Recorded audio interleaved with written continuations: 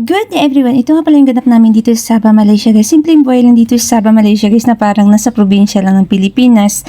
Umagang-umaga pa lang dito guys ay kumain na kami ng durian dahil may dinala durian si Daddy Lo ng batang makulit. At ito yung sinasabi nilang Musang King guys. Itong Musang King na sinasabi naming durian guys ay napakamahal dito at meron din namang siyang dalang durian na yung biyasa or yung durian na ordinary yung durian lang. Pagkatapos nga pala namin kumain ng durian guys ay ginupitan ko na agad si Daddy Lo ng batang makulit dahil napakahaba na ng buhok niya. At ayan guys, ang gusto lang talaga parati na gupit ni Daddy Lo niya is yung flat top, kaya ayan yung pagkagupit ko sa kanya. At habang busy ako dito kasi itong batang makulit ay kahit ano-ano na lang yung pinangdidikit niya sa katawan niya, lalo na sa mukha niya, kaya ayan, napakagwapo niya daw dito.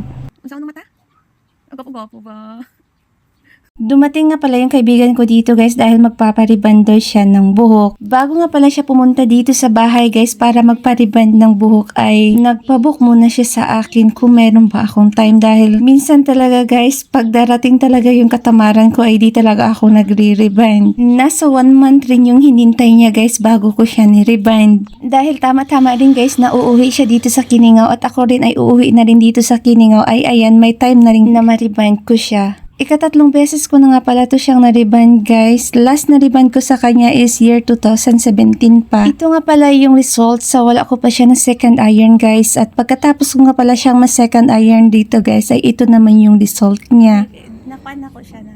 Sa second iron guys ay pinadaanan ko lang talaga to siya ng konting init dahil yung buhok niya guys ay medyo napaka-sensitive ng buhok niya. Gawa siguro guys na napakaraming baby hair ng buhok niya. At ito guys, ginupitan ko na rin pala yung buhok ng husband niya dahil napakahaba na rin daw ng buhok. At ayan guys, itong kaibigan ko nga pala guys ay nakapag-asawa ng taga dito. At pagkatapos ko nga palang magupitan yung husband niya guys ay umuwi na rin agad sila. At pagkagabihan nga pala nito guys ay dumating sila kuya ko at itong asawa at anak niya. At itong batang makulit naman dito guys ay siyang-saya naman dahil maglalaro na naman silang magpinsan. Hanggang dito na lang. Thank you for watching. Bless and love. Paano ba yan? Bukas ulit!